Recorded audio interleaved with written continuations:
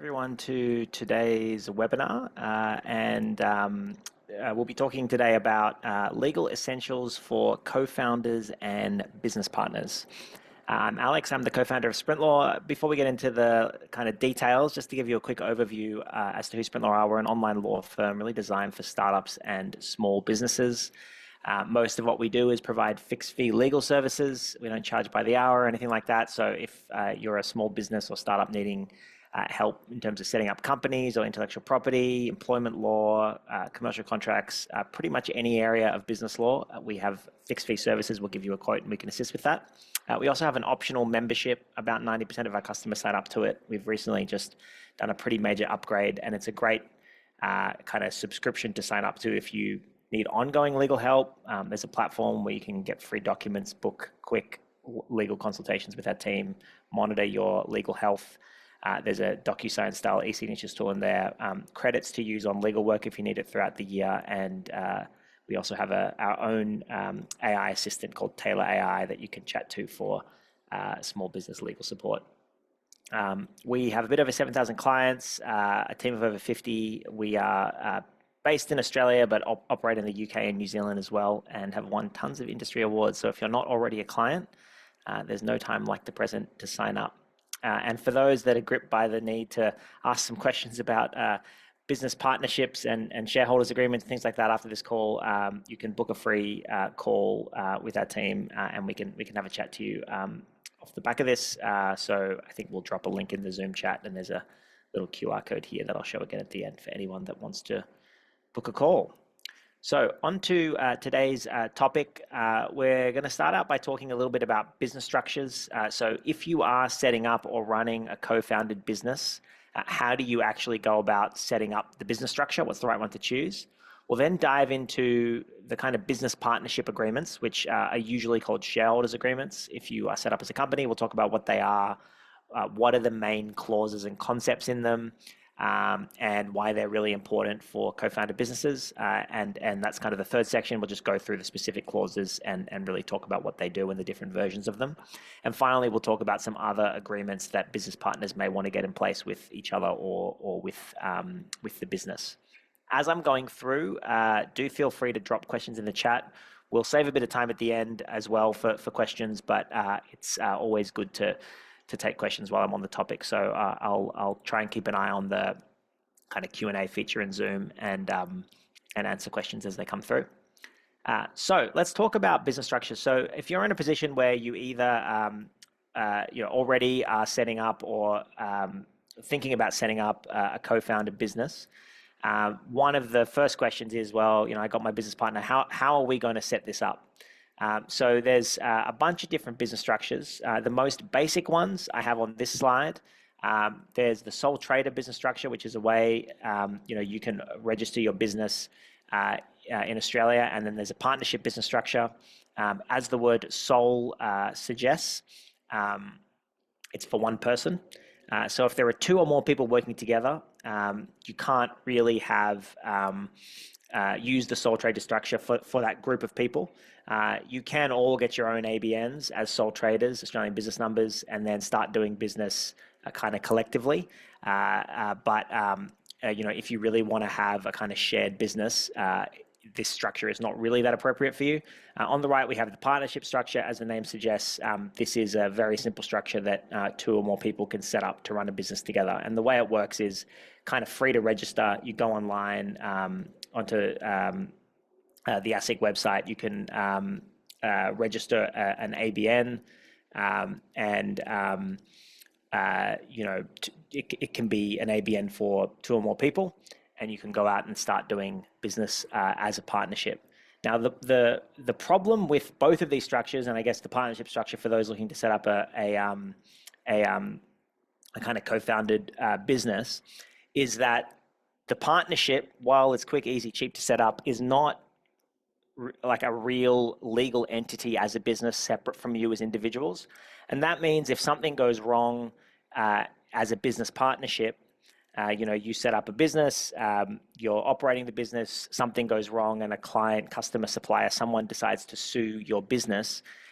From a legal perspective, that partnership that you've set up because it's not separate from you as individuals, means that the business partners are liable for any losses, and all of their personal assets may be on the line. And if there's two partners, it's usually that they're 50-50 liable. So someone sues the business partnership for $1 million. Each business, and there's two business partners, they're each liable for potentially $500,000. They don't have any asset protection. Their house, their home, their car, all those sorts of things can be up for grabs in a potential lawsuit. So quick, easy, cheap to set up, but not the preferred structure for lawyers when we're suggesting people set up business partnerships. So on this slide, we have the kind of preferred structures for those that are looking at setting up a co-founded business with business partners. I'll start just on the left with the company structure. So you can see on the screen in this model, there's something called a company, which is a kind of separate legal person to the business partners setting things up. It will have its own bank account, assets. It can own property. It's a fictional legal person. A Pty Ltd company is the one that's commonly used. And then it would be owned in percentages by the business partners. So we've got on there founder 1, founder 2. You could have founder 3, 4, 5 as well. And then if they're investors as well, they'd own a piece of it. And each of them kind of own a piece of the company. The company goes out and does business. In a company, there are two types of roles that control this fictional legal person. There's directors and there's shareholders. You can think of directors as kind of like the mind of the company and the arms. The directors can sign on behalf of the company. They can make decisions on behalf of the company. They can control the bank account of the company. And then you might think of the shareholders as the owners or the body of that fictional legal person. And they kind of make up the owners of it, if you will. They vote in the directors, and then the directors can make the decisions. But that's kind of how a company operates. And again, it's a robust way to operate a business. Crucially, if the business is sued by a customer, supplier, or employee or anyone else, it's typically the company that's liable. Its assets, its bank account, its bank balance are on the line. But in many cases, the directors and the shareholders have what's called limited liability. So their personal assets, their home, their cars, all those sorts of things are protected from liability. There are some exceptions to that in the cases of fraud and a few other things. But in general terms, that's the big advantage of using the company structure. So for those who aren't already set up this way, we definitely recommend it's preferable to the business partnership. There are reasons why people have partnerships. It's, again, quite nimble, cheap, and easy to set up. But for most serious businesses, we do recommend the company structure. I talked a bit about the difference between directors and shareholders. It's quite common for founders of a business, particularly in this scenario we have on the left, to be both the directors and the shareholders in the early stages. They both control the business and own the business. But as businesses get larger or more sophisticated over time, maybe there's different stakeholders. People will invest in the business and own bits of it, but they may not be controlling data decisions. You end up with a split. Different people are directors and shareholders. But that's kind of how the process works. We have in the middle the dual company structure. This is a kind of more... in the middle, we have the dual company structure. So the dual company structure is a more sophisticated version of the single company structure.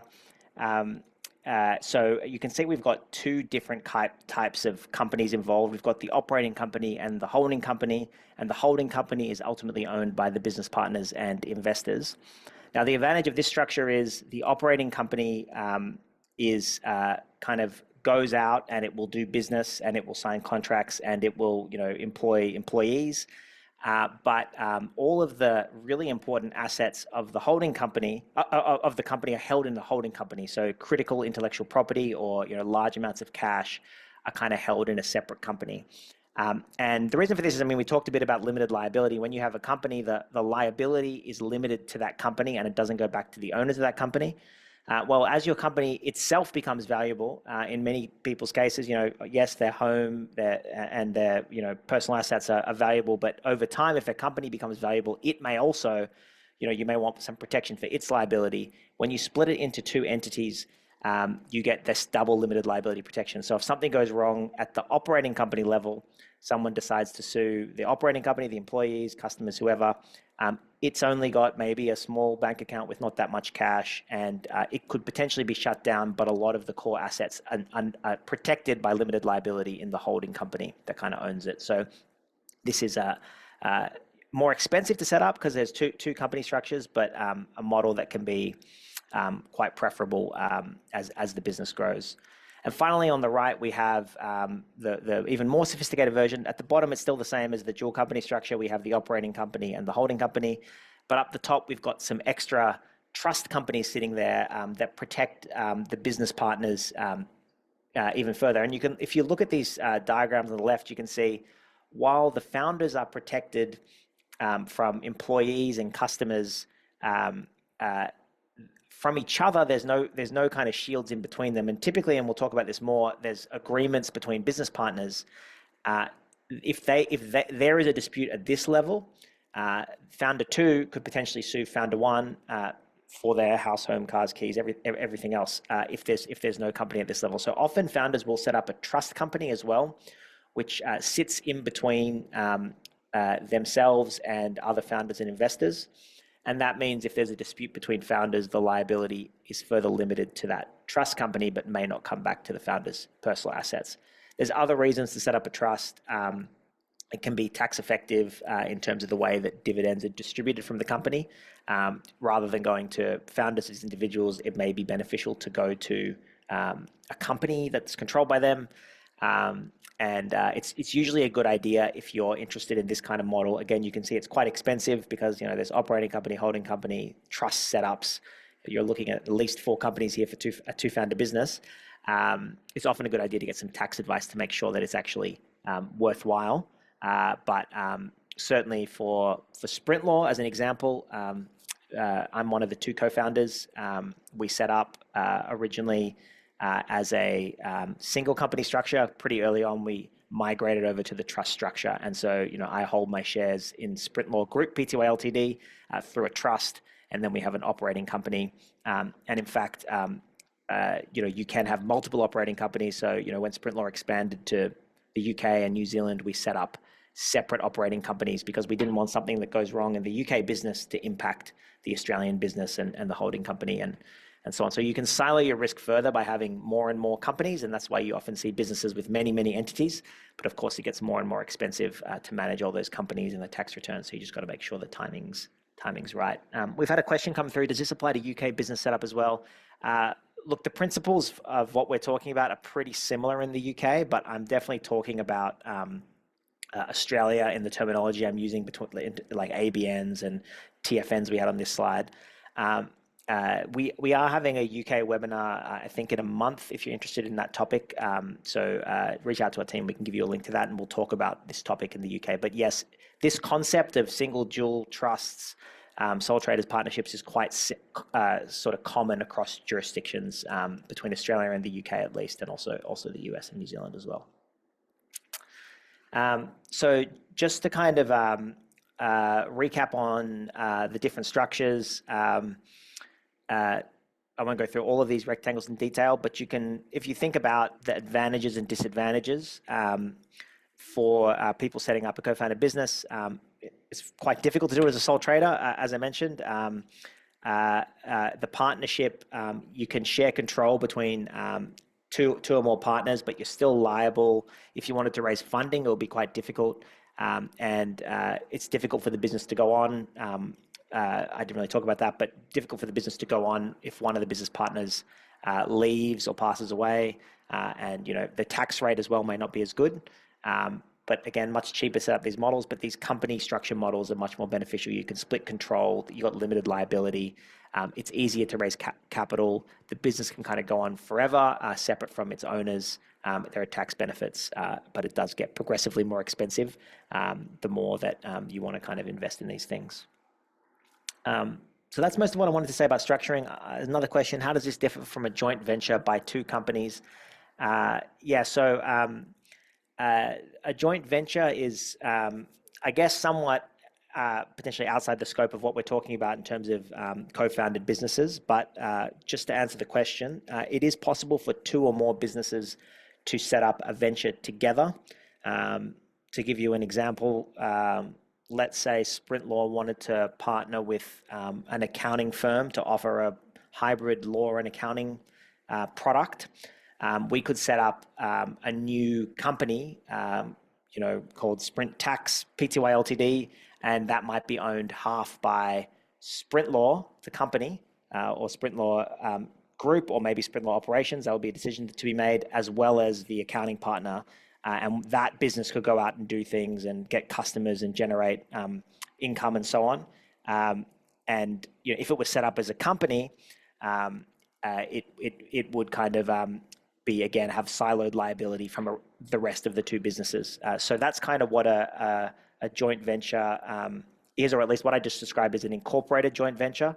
It is also possible for two or more businesses to work together without going to the hassle of setting up a shared company. They can do it through just a contract called a joint venture agreement. And that's kind of the equivalent of running almost like a partnership with two businesses. And the risk, of course, is if you don't have a company, then the businesses themselves are kind of liable. But yeah, hopefully that answers the question. But joint ventures are usually for a couple of businesses working together. I had a couple of questions about structures. How hard and time consuming is it to move from a single company structure to a trust structure? It's not that difficult, provided you engage professional services, lawyers or accountants to help you migrate. It costs money. We've got the 5 red things here. You've got to do trust deeds, set up new companies, but process is not too difficult if you do it early on. Now, I should say, if you are migrating from individual ownership to trust ownership and your business has been around for a little while, there can be a tax event. It's like capital gains tax event when you migrate from personal ownership, kind of sell the shares to your company. If the business's shares are worth something, there could be a tax event there. And so if you leave it too long, it can be extremely expensive to restructure. So I normally advise startup companies, look, you might not be able to afford all of this at the very beginning, but as your business starts to generate value, make sure it's towards the top of your to-do list as soon as you can afford it. Because if you wait too long, and I've certainly had startups wait many, many years and then wish that they'd done it earlier, it becomes unaffordable because of that tax consequence. There are ways to do it if you have a good accountant, but yeah, just that's an advantage of doing it earlier, but it's definitely doable. And Kate's asked a couple of questions. If you introduce a holding company later, could that also create a tax event? Yes, it could. There's a couple of different ways you can go from a single to a dual.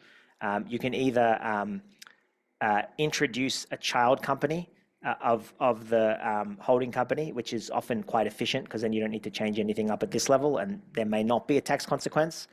Or you can introduce one in between, at which point there might be a tax event because the founders are selling the shares. What makes sense depends on your situation. If the existing company's got a ton of liabilities, you might want to make a fresh new company as your holding company, but there could be tax consequences. If it's all pretty new, you might want to put it underneath. So again, there's ways to do it both ways. And just like the trust thing, always better to do sooner rather than later to avoid tax consequences. But it's not too much trouble to do. Again, any accountant or we as well are able to help with those kind of restructures. Zoya's asked, how would you structure a new company if there's a charity as one partner and another company, another partner involved? That's a good question. I wasn't going to cover charity structures today. Much of what I'll talk about in terms of partnerships and shareholders agreements are relevant to charity structures, but there are some additional considerations, and there's many different ways to kind of set up a charity. There's incorporated associations and not-for-profit structures, and then you need to get DGR approvals for your charity as well. So the answer to the question kind of depends, but high level, it's similar concepts in terms of you're picking a structure for your charity or not-for-profit. If it's a incorporated structure, you're again going to have your not-for-profit entity owned by people. If it's a not-for-profit, they're not really shareholders. They're often members because there isn't profit to be given, but you may still have an agreement at least around control. if that makes sense. If you do want specific advice on that, we do have some not-for-profit charity expert lawyers in our team who could give you a consultation on the right structure. But there are a few different considerations, but the principles are pretty similar. I'll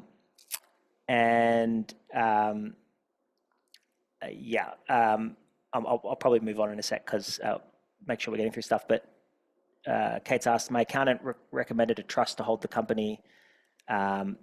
This might have been for tax reasons. What would be the legal benefits? Yeah, I kind of covered that. But the main legal benefit of a trust structure, as I said, is if there's a dispute between the two founders, if in these non-trust structures, they could be personally liable to each other. In the trust structures, they benefit from limited liability to each other, which can protect them from a dispute with the business partner. So that's an advantage of those sorts of things. There's some other good questions, but I might just move on in the interest of time and come back to some of these towards the end. So let's now talk about shareholders and partnership agreements. So depending on which structure you pick, the name of the contract will be different, but one of the most critical things if you're going into business with other people is to put together an agreement between you and them. Now, if you're a company, one of these structures, this agreement between these people is called a shareholders agreement because you've got a company and the people that own it are the shareholders. And that's a contract between the company and each of the people that own shares. If you choose this partnership structure, it's called a partnership agreement because there is no shares. It's just two people kind of with a shared ABN. But again, the contents are not super different. They're just simpler in the case of partnerships structures.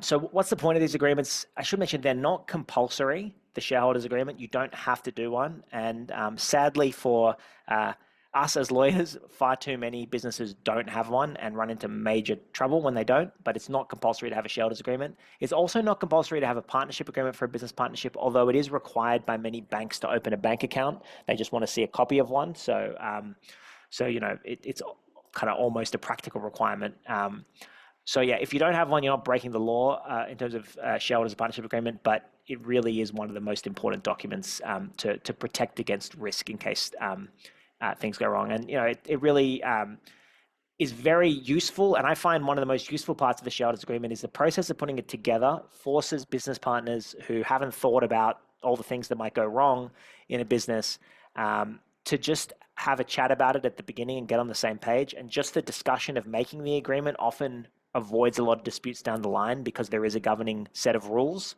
and people know where they stand. Whereas if there isn't one, people can really have differing perspectives on how things should work, and that leads to unnecessary arguments and disputes. The dispute resolution clauses, if there's an argument, how do we handle them?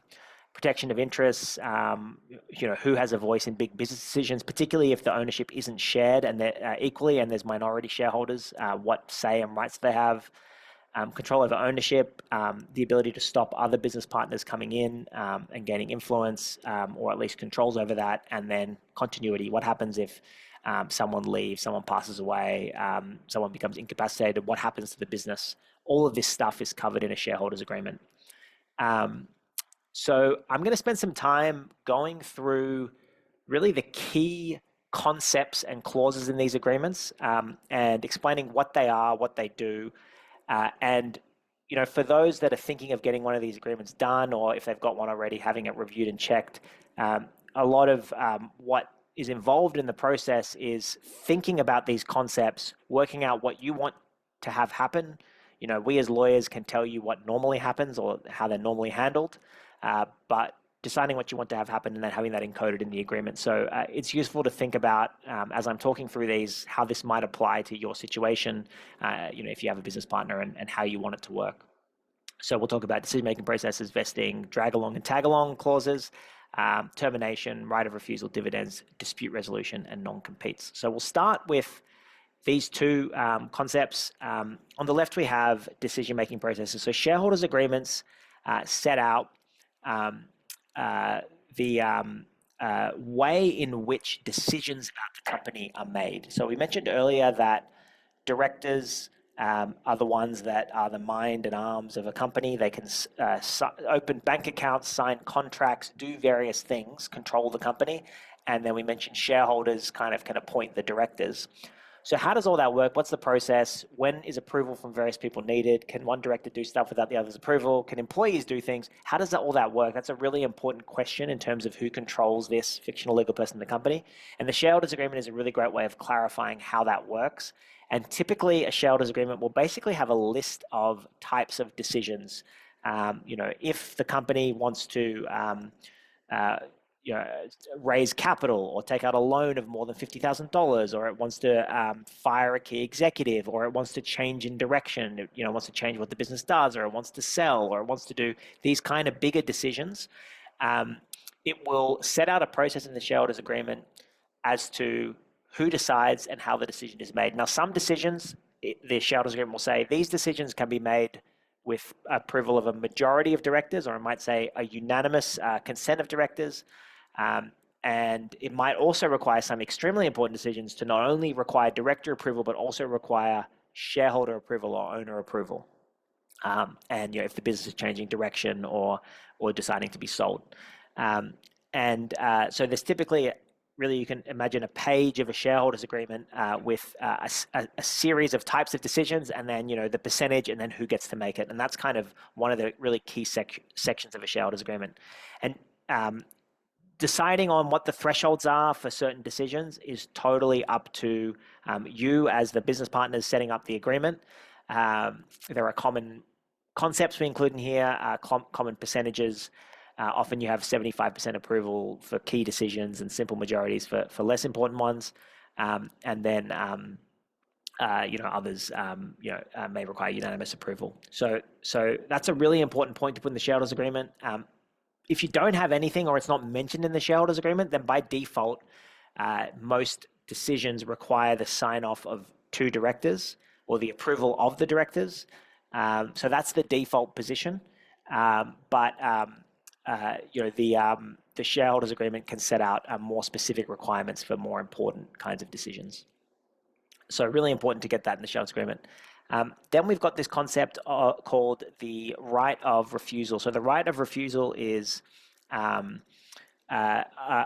concept for existing shareholders who, if one of the business partners is wanting to sell their shares to someone else, or if the company's wanting to raise investment and they have existing business partners or other shareholders in the business, the right of refusal concept is a protection for the existing owners of the business to get the first opportunity to buy shares. So let's say 2 business partners go into business together.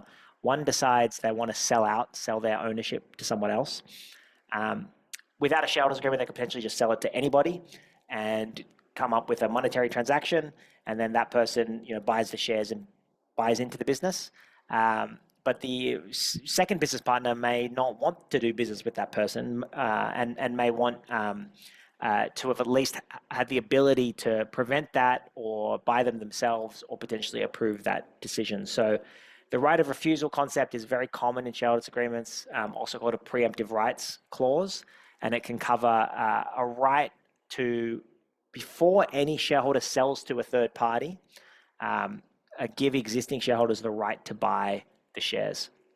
So that's, again, another important concept to stop these kind of unwanted actors ending up inside the business. And similarly, if a business has existing investors already, separate from the business partners, it decides it wants to go out and raise investment and issue new shares and to new people, thereby diluting the ownership of the existing owners, then the right of refusal concept at least gives the existing owners a right to buy up the shares before anyone new can come in, provided that they're willing to do so. So yeah, these are 2 quite important concepts in the shareholders agreement. Just quickly having a look at a couple of the questions. Basim has asked, I was told that in a partnership of 2 shareholders, both should have the same monetary contributions. If this is true, could you please explain why? I'll actually cover that question a little bit at the end. The answer to that is not necessarily, but we'll cover that a little bit at the end. Yeah, I'm looking at a couple of the other questions. I think I'm going to answer some of them as we go through these slides, so I might just continue on. So the next concepts in a shareholders agreement we have vesting schedules. So this term vesting, some people may have heard of, for others it may be a new term. But basically when we're talking about vesting, we're talking about a timeline for earning the right to keep your shares. And so typically two business partners go into business together, three business partners go into business together. A big concern is, we're all excited about this business. We're starting it together now. What if one of us just drops off or leaves or, isn't going to be involved in the business? Maybe they've got a 33% or 50% stake. Should they keep that for the perpetual life of the business if they haven't even done their time at the beginning to stay involved? So you have this concept of vesting, which you might agree on a share split on day one, but you'll say, look, we all agree we're going to set up the company with these splits, but we're going to have a vesting concept, which means your shares will vest over a period of time, which means they become only confirmed. That's what that word vest means. If you stay with the business for X amount of time. And a common timeline, and there's many variations of this, could be 4 years in a business. If you stay with the business for 4 years from the date of founding or the date you joined, then this percentage that we're giving you will become fully locked in. If you leave before then, you're going to lose your stake. Now, we've got this terminology on screen, 4 years with a 1 year cliff. So often you see it work this way. The founders will set up the business. If one of them leaves in under a year, they lose everything. They don't get any stake in the business. If they stay for over a year, they get a percentage, let's say 25% of their 50%, and then for every month afterwards, it scales up until they hit the 4 year mark, at which point their 50% is locked in that kind of scenario. So that's kind of how a typical vesting timeline works. And again, this is often included in a shareholders agreement. You'll have a schedule at the back, or an attachment, if you will, with a timeline saying, here are all the founders, here's their percentages, and here's how long they have to stay to make sure it's locked in.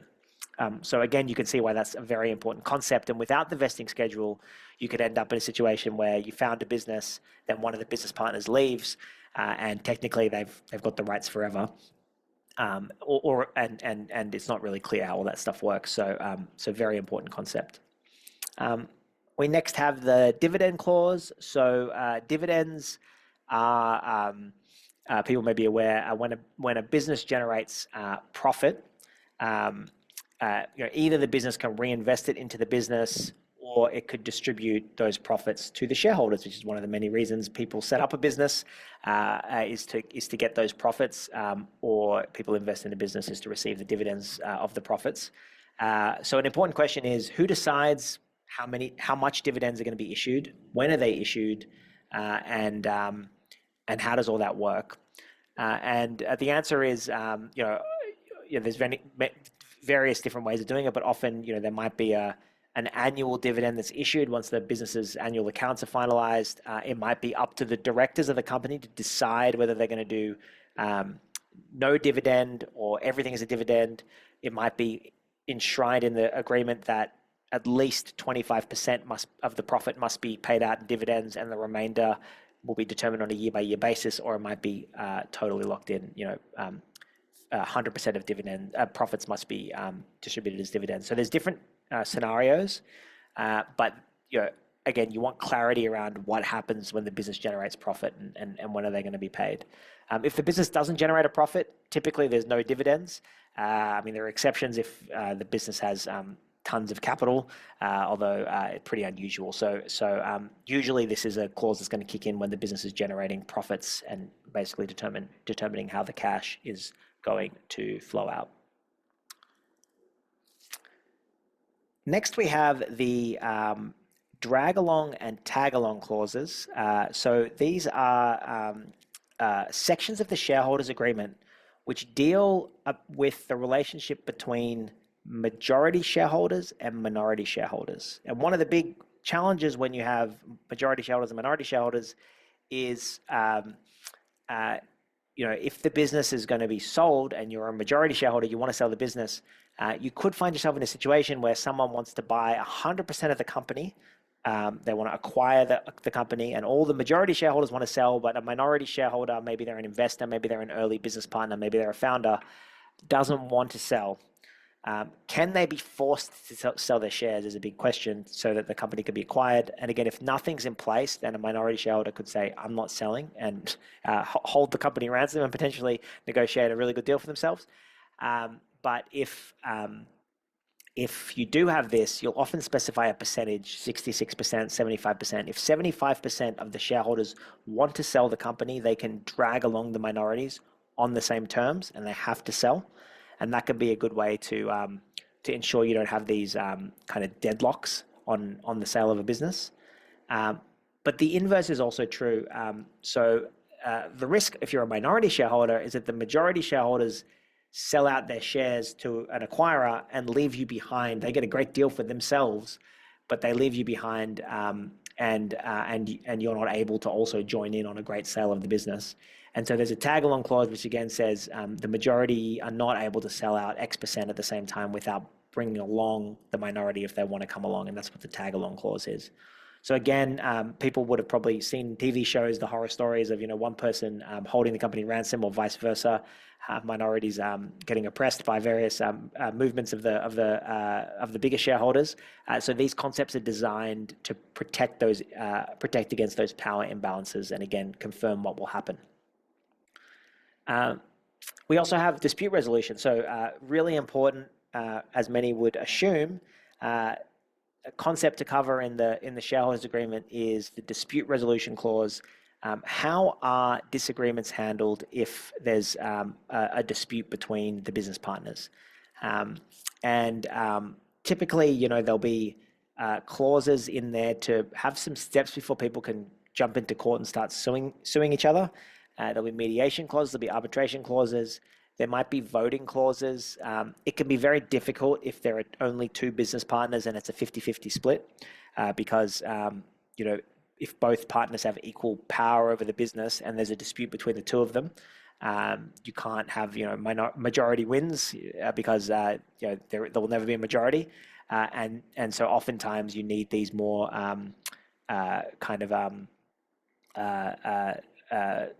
negotiated resolutions that are done through mediation arbitration. But you certainly want to ideally avoid expensive court costs if they're not necessary, and so there's often a process that everyone needs to follow if they want to launch a dispute, of at least attempting to meet and resolve, potentially with a registered mediator or arbitrator. And it's great, again, to have that mechanism there so people know that if something goes wrong, there is a process to follow, and even just knowing that can create certainty and reduce risks. There are creative clauses as well. If people are wondering, what if I just hit a deadlock with a 50-50 partner? There are creative dispute resolution clauses you sometimes see in shareholders agreements, including one of my favorite clauses called the Texas shootout clause, where if two business partners can't agree, they both offer to buy each other out, and whoever offers the better price kind of wins. We don't see those used all that much these days. It's often handled through either a majority vote, or if that's not possible, some kind of mediation or arbitration process. But again, having those processes in place can really stop people ending up in court for no reason if something goes wrong. Finally, the other couple of key clauses I just want to cover is the termination clause, first of all. So how does the shareholders agreement end? What if one person wants to leave, or what if it wants to be replaced, or what if the company's sold?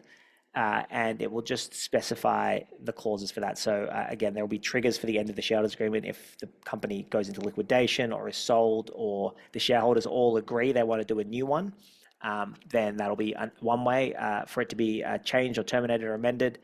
And it's really important as well. Oftentimes, as a business grows, you may redo the shareholders agreement a few times, make it more sophisticated if you bring in new business partners. So it's quite important to work out how that process works and whose approval is needed in order to replace the shareholders agreement.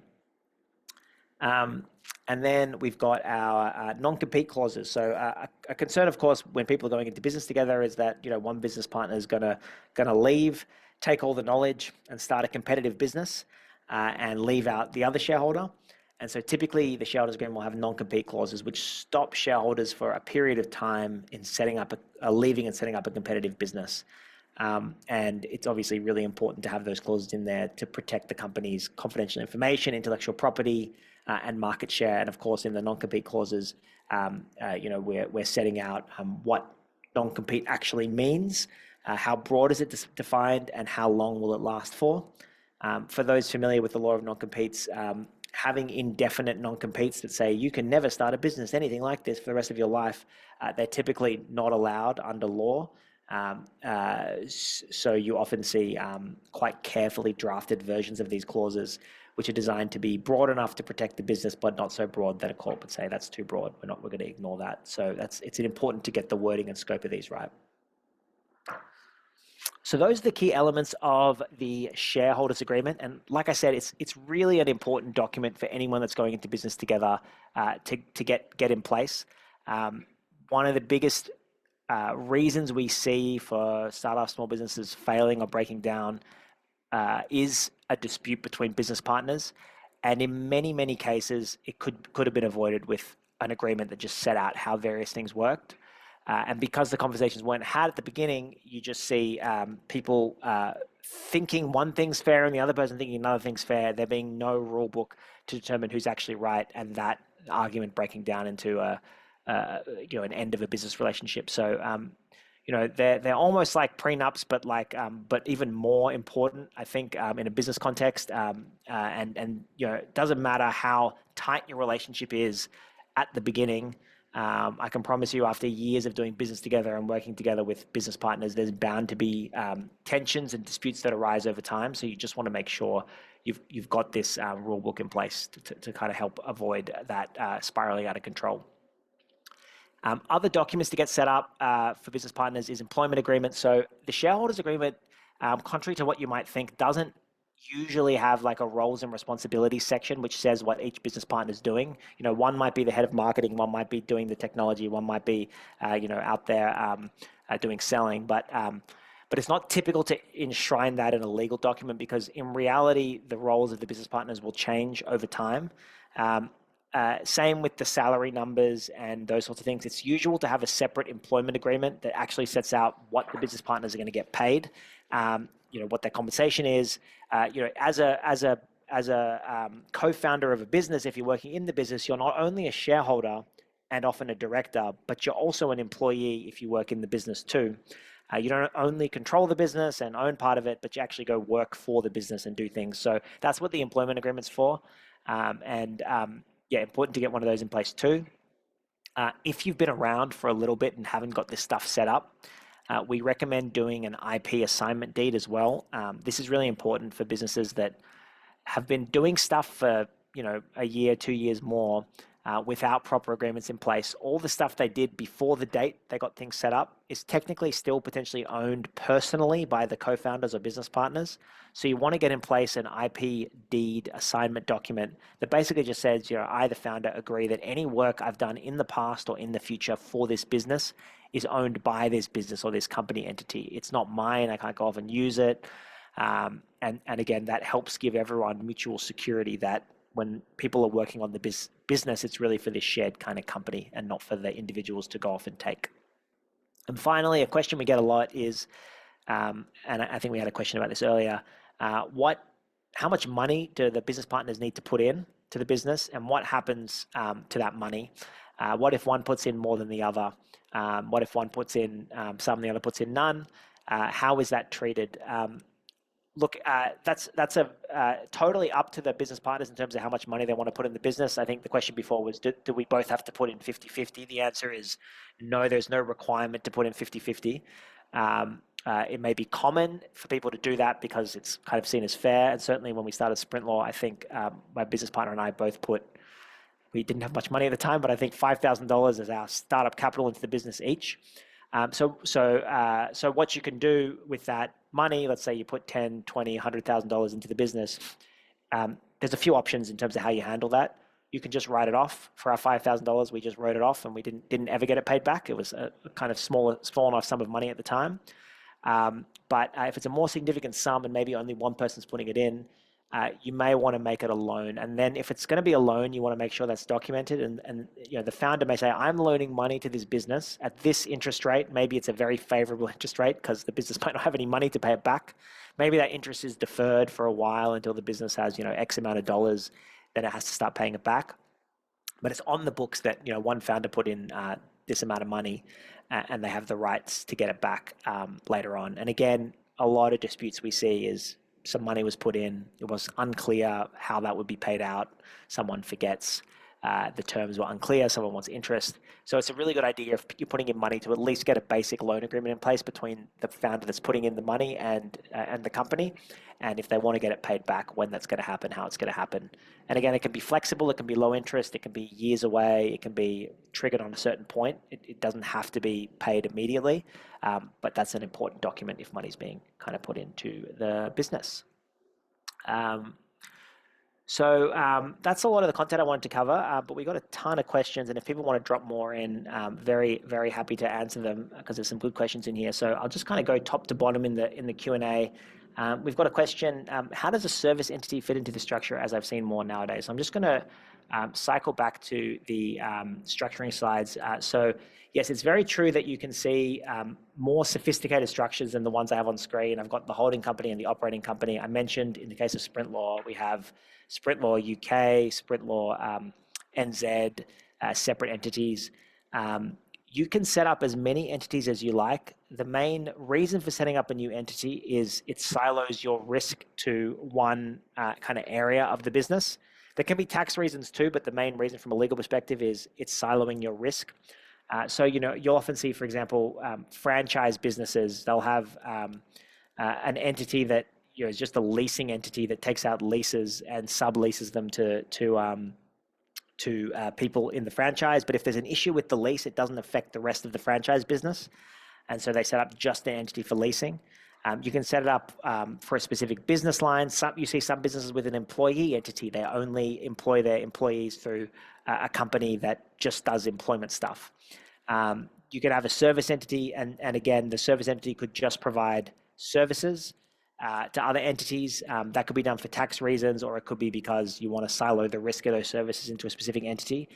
So yes, there's no kind of right way to structure it. It just depends on how your business works and the circumstances. But the two key considerations from a legal perspective, it's risk.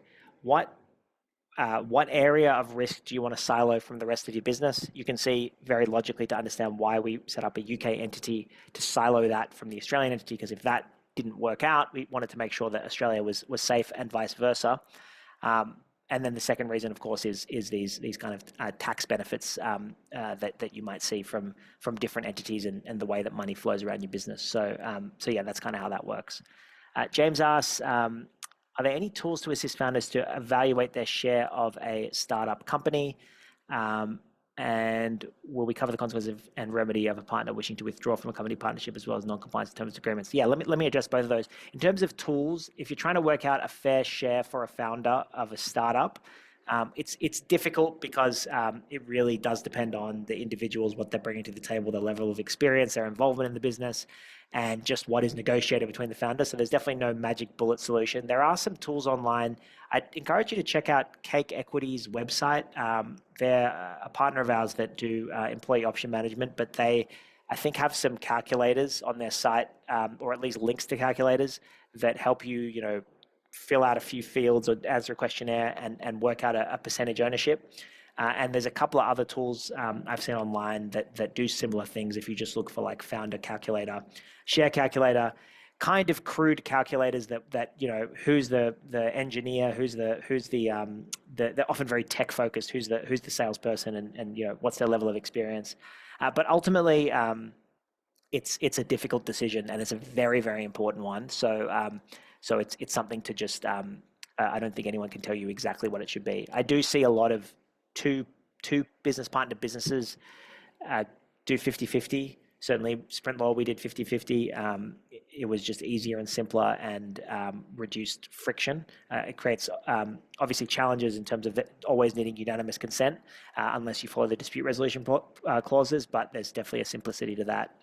So even splits are probably just commonly done for simplicity, but again, there are calculators and tools online. And then a question, will we cover the consequences and remedy of a partner wishing to withdraw from a company partnership and the consequences of non-compliance? So look, if someone wants to leave, we've talked a bit about the different things that may happen. Their vesting schedules may kick in and they'll lose their stake. They may have to sell their shares to an existing shareholder.